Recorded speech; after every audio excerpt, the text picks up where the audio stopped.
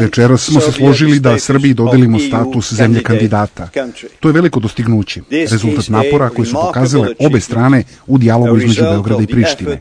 Nadam se da će to podstaći Srbiju da ispuni ekonomske i političke kriterijume za članstvo u Evropskoj uniji.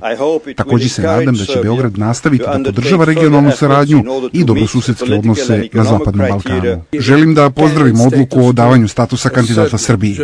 Pre samo 2 dana primio sam ovde predsjednika Tadića i još tada sam rekao, ako odluka ne bude doneta tog dana, bit će na sastanku Evropskog savjeta i da će taj problem biti rešen. I rešen je.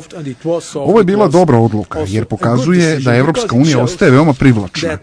Realnost je takva da ćemo sledeće godine primiti novu članicu, a ima i drugih država koje žele da se pridruže ovom veoma značajnom projektu slobode, odgovornosti i solidarnosti. Republički fond za zdravstveno osiguranje 29. februara proširio listu za